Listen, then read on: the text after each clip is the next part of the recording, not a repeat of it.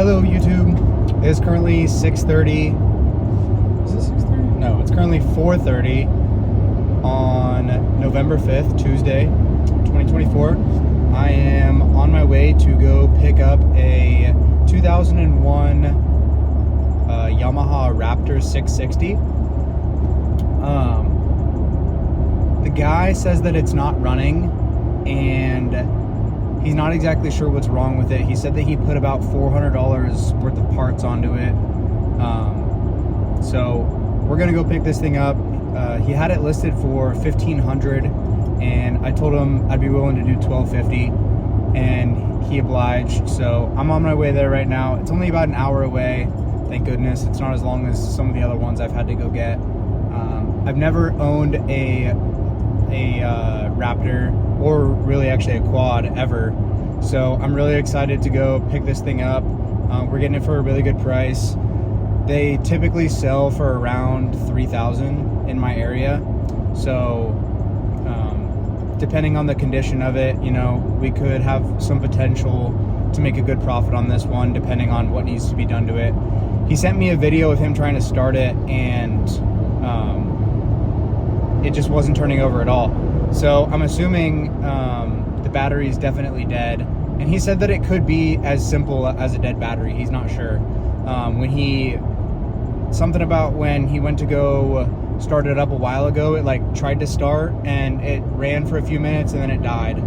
So not exactly sure until we get there and look at it. But yeah, really excited.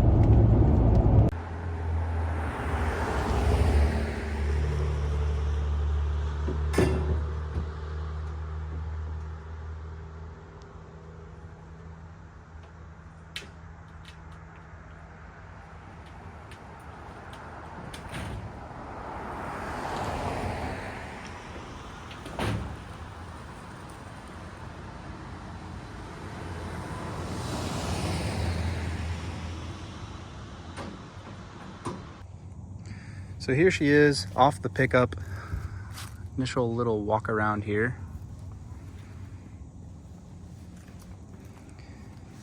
You can see some rusting on the frame, which is pretty common for these.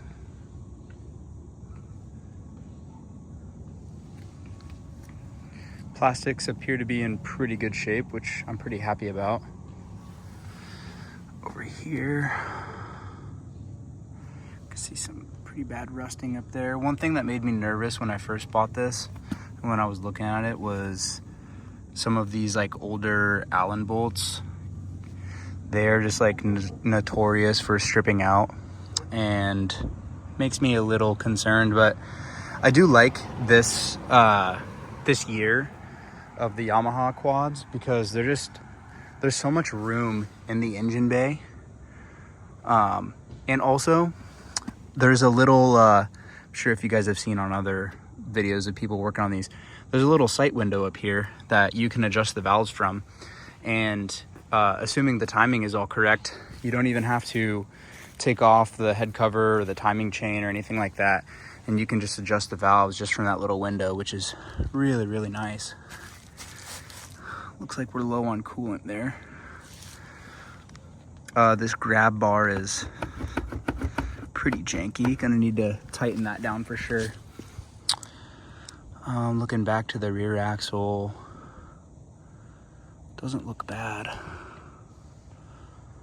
Doesn't look bad at all. Looks like we have an LRD Performance Pro 4 Series pipe on there.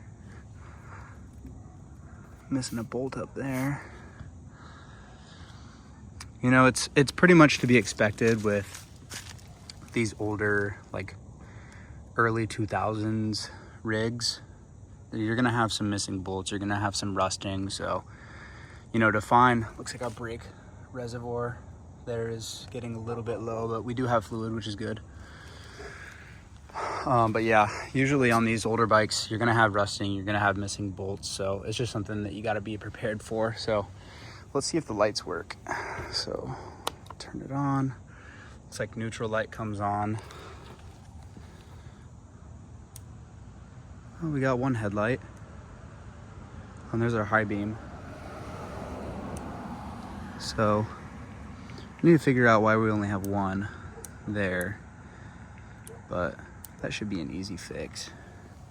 Probably just something with the wiring, but my hope for this is that it'll clean up real nice, and hopefully it'll let's see, let's turn the fuel on. Is that on? Yeah, I think that's on. Let's turn the fuel on and see if we can get this thing started.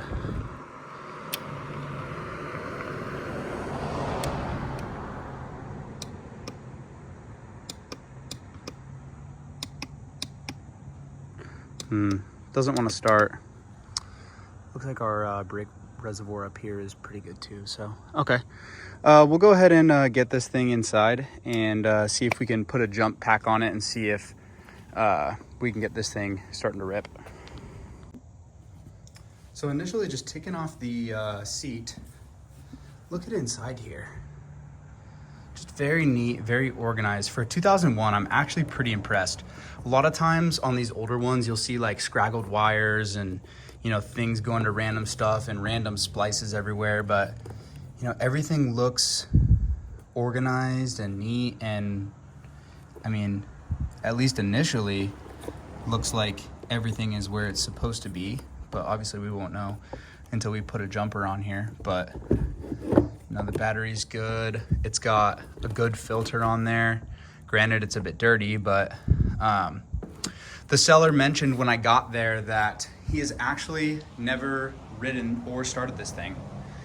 So he bought it, and he bought it for $2,000 and was told by the seller to him that it just needed a new one-way bearing and this thing would be good to go.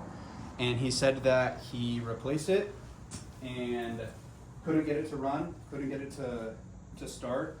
So I'm hoping that it should be something simple. Like, he said that it's possible it could even start just by jumping it. So we're gonna throw a jumper on here and see if we can even start getting this thing cranking. And that'll tell me a lot if this thing starts cranking over. Because if it does start cranking over and it just doesn't wanna go, then we're looking at a whole different issue. But right now, what we're trying to figure out is, will this thing even crank? So let's go ahead and get a jump box on here. All right, we got the jump box on here. Let's go ahead and flip it to on. Really hoping for some cranking here.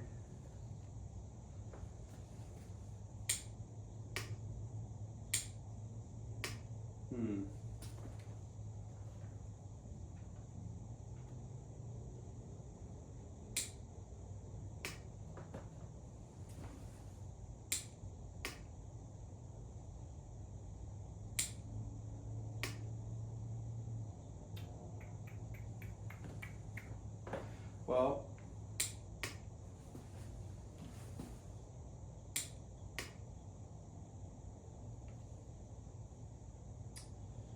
you know, we probably have some sort of wiring issue if it's not wanting to crank. Hold on, let me see if...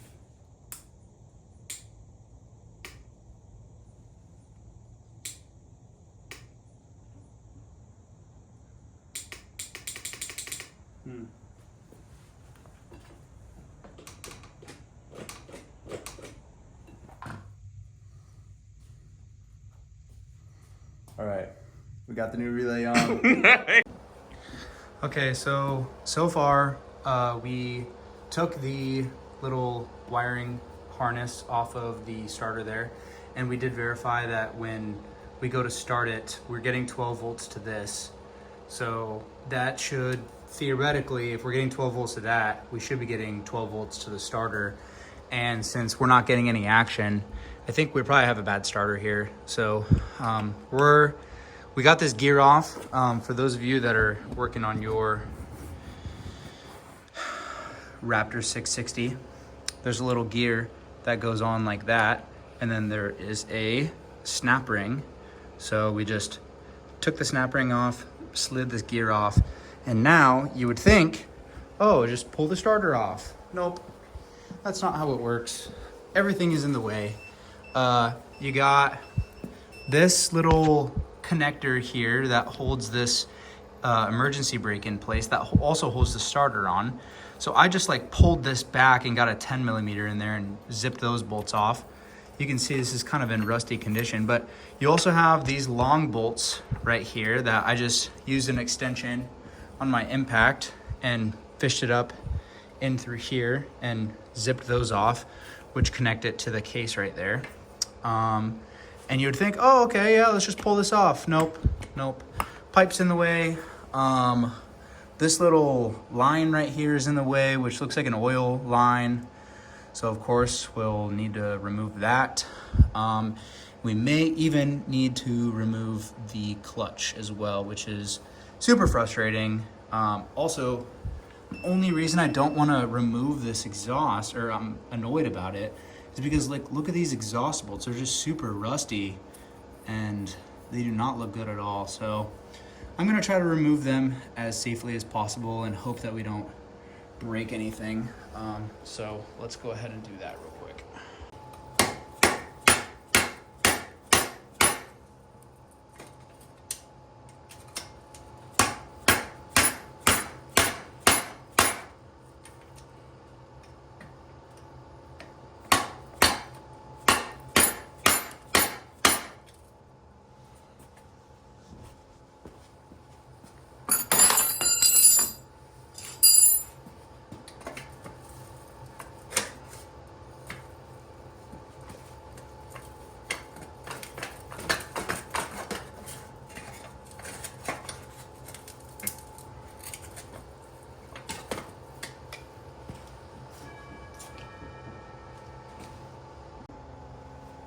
All right, so the problem is that we got these clamps off here, but it's so rusted that it just will not come off. We've tried using some channies to get it off. That didn't work.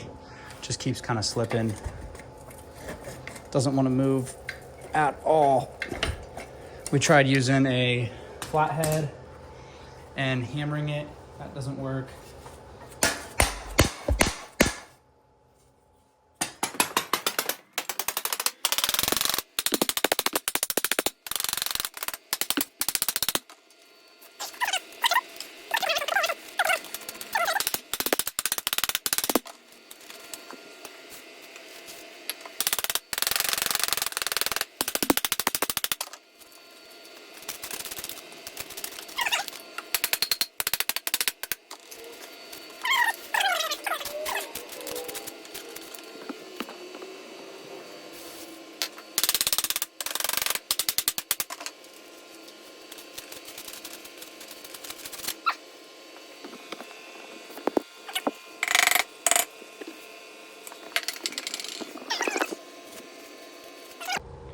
All right, now I'm no technical expert here when it comes to all of the components of a starter, but this is what it looks like. We just pulled it off.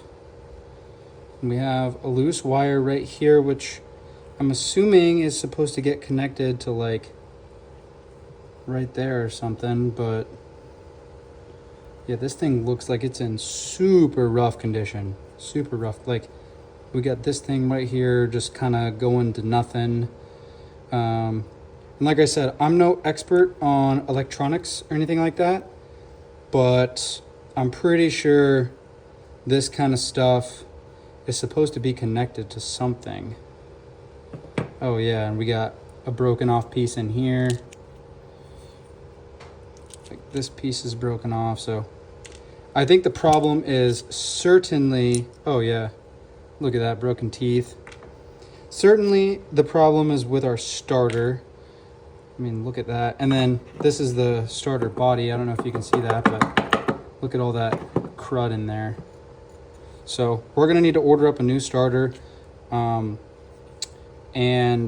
man, it feels good because, I mean, if this isn't the problem, this is at least part of the problem. So we'll go ahead and order one. I was checking on eBay when I ordered the starter solenoid, and it did look like it was a pretty cheap part.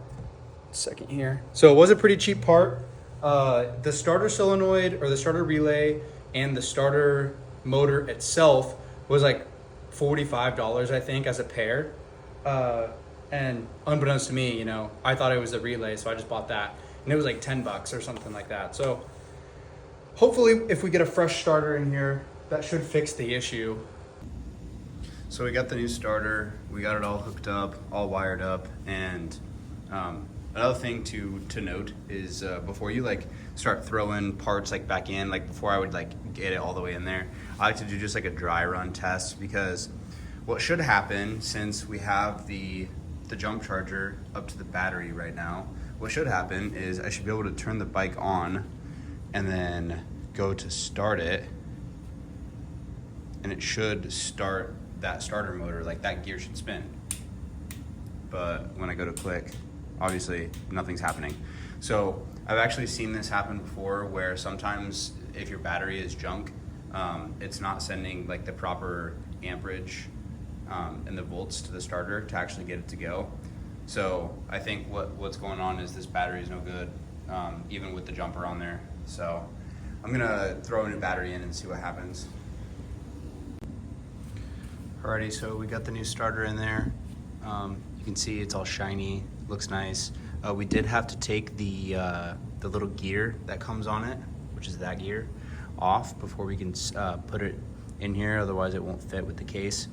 And then another important thing to note is those two bolts right there that hold the starter down, those bolts need to be in before you reconnect. So this is the main wire that goes from your relay right there to the actual starter itself.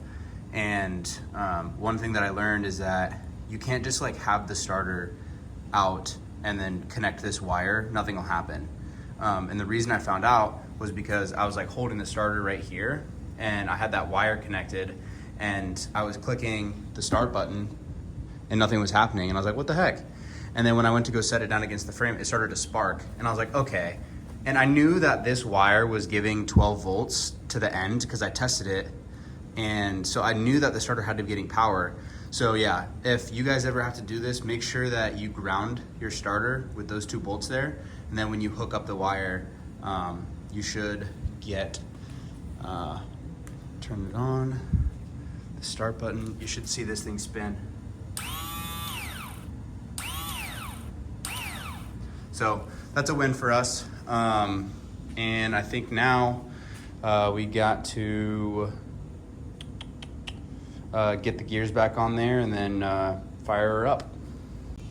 Excuse me guys, had to get a different light there. When you're timing it, there's that little mark inside there on the flywheel that you want to line up with that little mark in the case right here. And then you're just gonna turn it by hand. And I was using a 13th, 16ths to move it. I don't know if that's the actual size, but that's the size that I used. And then, as you may or may not know, you wanna make sure that you're on the right stroke. And the way to do that is take off these, there's like two little covers right here, and you have your exhaust cams right there. And the way that you can tell that you're on the right stroke is you should be able to just barely wiggle these. I know this is really poor quality, I'm sorry guys, but you should be able to feel like slight movement in the little lifter arm right there. It should move just a little bit. That's gonna tell you that you're on the right stroke. Because if you're not, the cams will be pointed the wrong way. And then when you go to try the timing, or when you try to shim them, it's not gonna be correct. So make sure that you're on the right stroke. All right, we have limited space here, so I'm gonna do the best I can to try to show you how to do the valve adjustments on these. But so essentially we have this, this little lock nut right here. And then on the inside, this actual arm will spin itself, and that makes it tighter or looser. So to check the clearance, stick your feeler gauge in there. And mind you, so this is a 0.13 feeler gauge. If you guys can see that, 0.13 millimeters. So spec for this is 0.1 to 0.15. So I'm going closest to the middle that I have, which is this 0.13. And I'm just gonna try to fit this in here, and it won't fit. So I'm gonna loosen this lock nut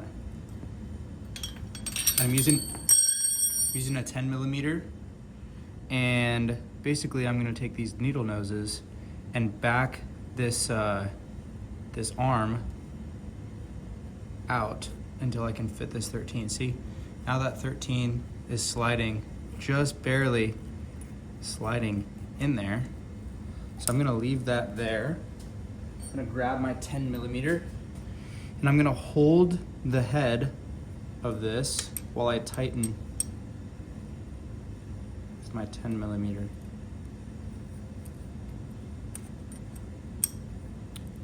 I was reading a forum online, can't remember if it was Thumper Talk or what, but basically this guy had a video explaining how to do this. Okay, are we tightening or what? He had a video explaining how to do this, and very interesting because I actually wasn't aware that these don't have shims that you can adjust the valves without having to reshim them, which is kind of neat. So here we go, and if we did this correctly, our 13 millimeter should be able to slide in and out.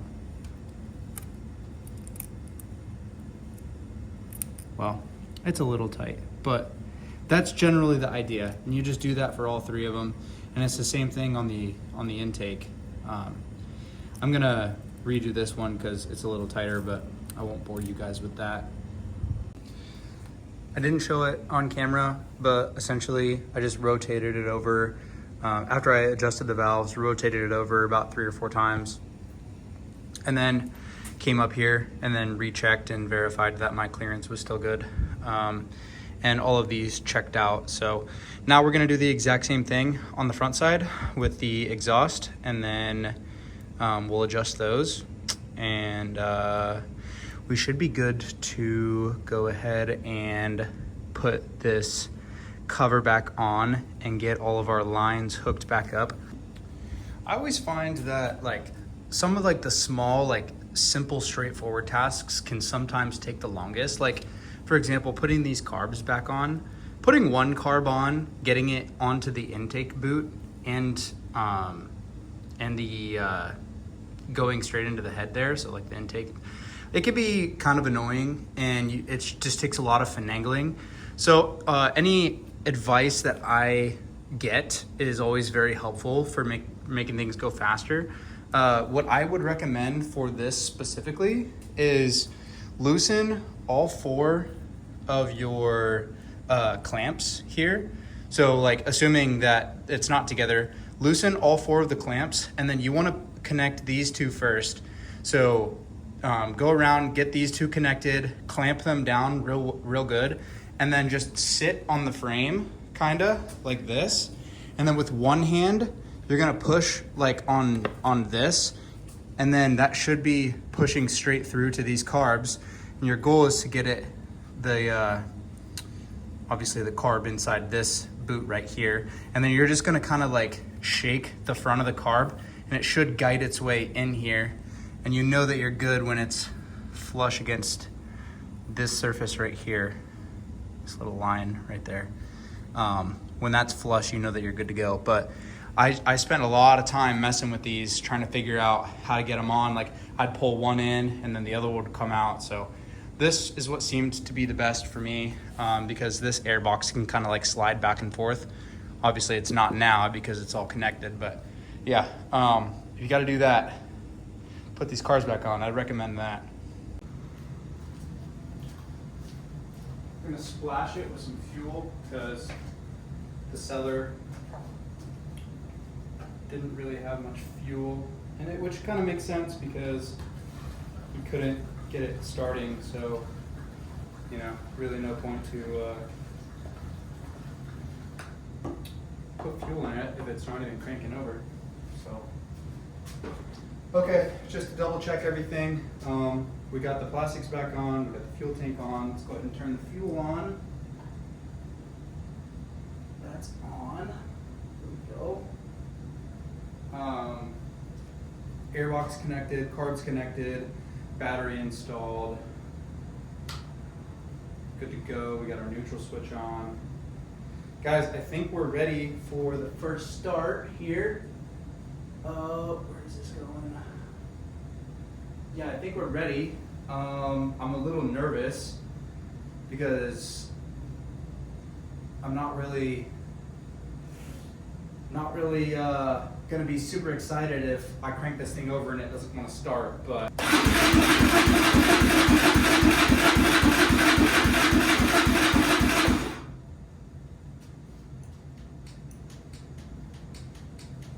it's a good sign. I mean, it sounds like it's trying to crank.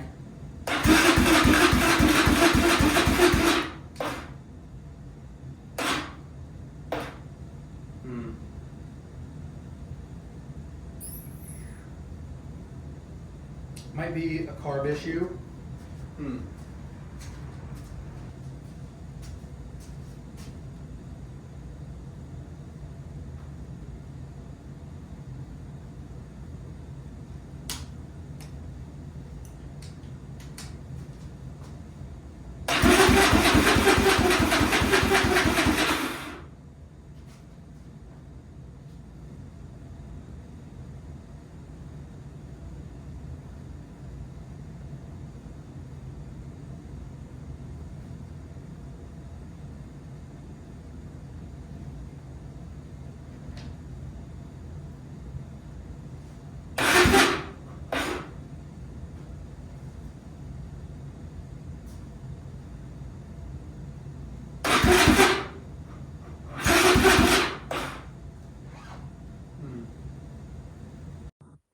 So I sped up this part of the video because I'm basically just rambling on about, how all the different things that it could be and what's causing it to not start and yada, yada, yada.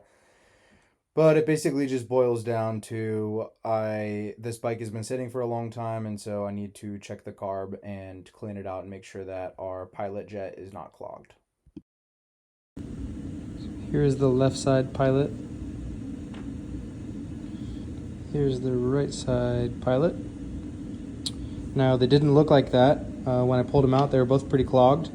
And the pilot jet is responsible for the idle to quarter throttle. So if you have starting issues, a lot of times it's the pilot jet being clogged. So we're gonna go ahead and throw these back in here and throw them back on the boots. It's gonna be a pain in the butt, but see if that fixes it. All right, so we got the pilot jets cleaned out. However, when we went to go turn the fuel on, it is leaking through the overflow, but I think hopefully it should still start. So we're gonna try to start it again and kind of see what happens. Back on here.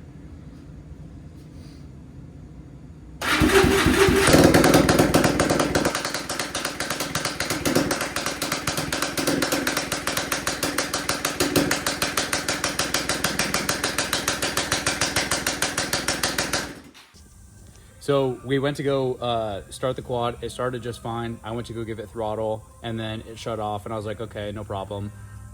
We went to go get the exhaust back on and go to start it again, and look at the state of the starter. Look at that thing. It's broken. Yeah, this starter was complete junk. I just cannot believe that. Okay, we have a brand new starter on. We got the exhaust back on. We got a jump pack on here. It's on, so we got voltage. Here we go.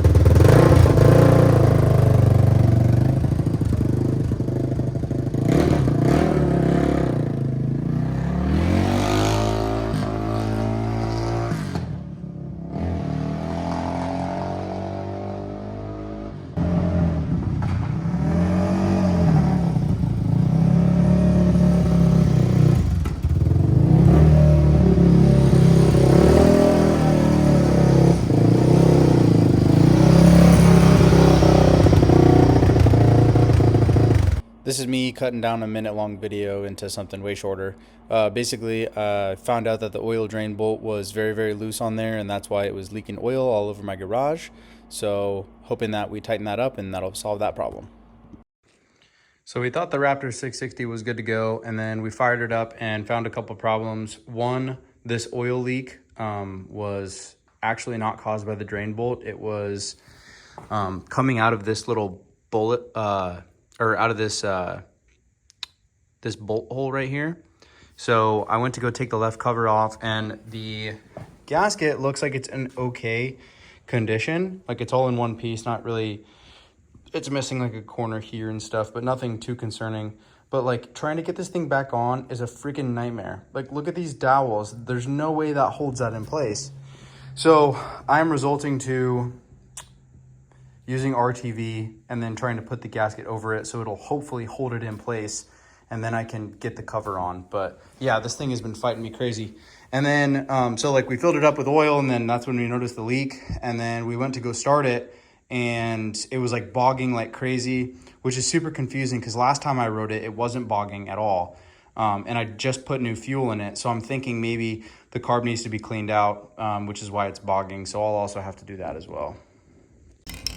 All right, so the Napa guy sold me on this stuff. I was having a problem with the gasket, and somebody recommended that I put a little bit of grease on it, and that way it'll hold it in place, so I'm not trying to mess with the cover and the mating surface at the same time. So I'm gonna spray a little bit of this on here, and hopefully that does the trick.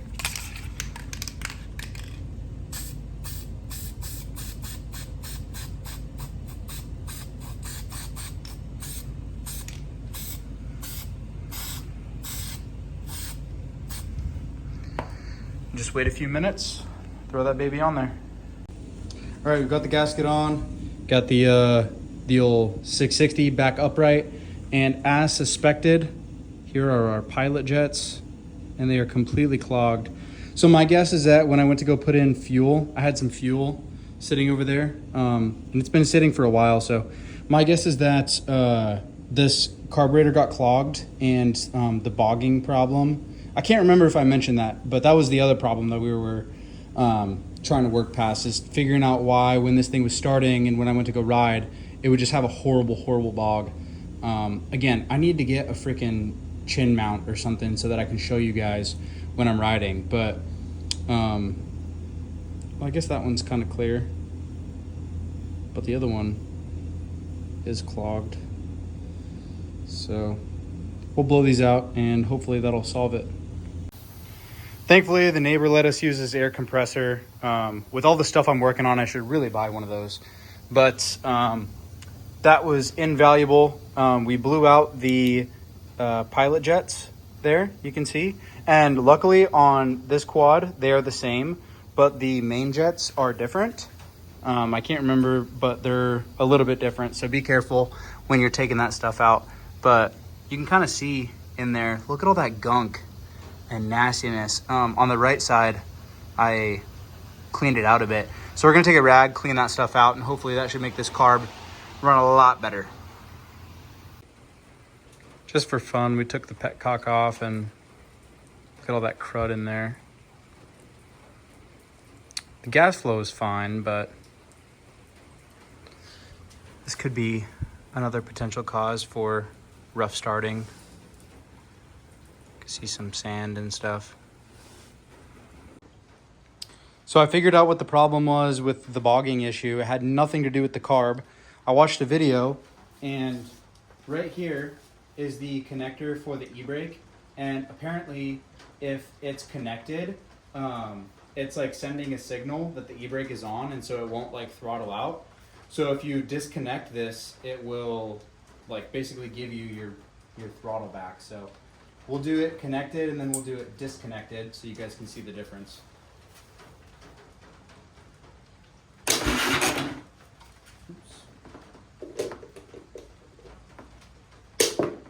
Come on.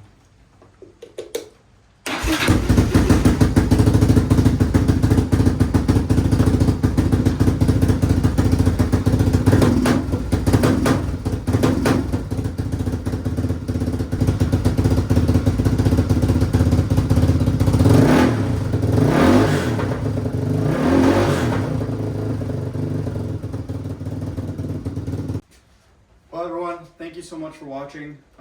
That's gonna do it for this one. So to recap, we bought this thing for $12.50. Wasn't running. We figured out that it was the starter, so we replaced the starter. And then had a little problems along the way. We had an oil leak that we couldn't really figure out where it was coming from. We ended up just placing the gasket in a better way in order to make sure that that oil leak stopped, and so we fixed that. And then we also figured out that the bogging issue was caused by the emergency brake being that connection. So we fixed that too. I'm sorry we couldn't get any footage of riding it, but you know, I did ride it and it is pretty fun. It's very powerful. So all in all, the starter was about $40, and we actually did buy a new battery for this as well. And I believe the old battery is still good. So that was, I think, $150, but you know, it didn't really need that. So, you know, all in all, probably ended about less than $1,500, and I should hopefully be able to easily sell this all day for around $2,000. So we should make a nice little $500 profit. I had this thing way longer than I wanted to, just because we had a problem with the old starter and how to get a different one in there. But yeah, so anyways, thanks for watching and stay tuned for the next video.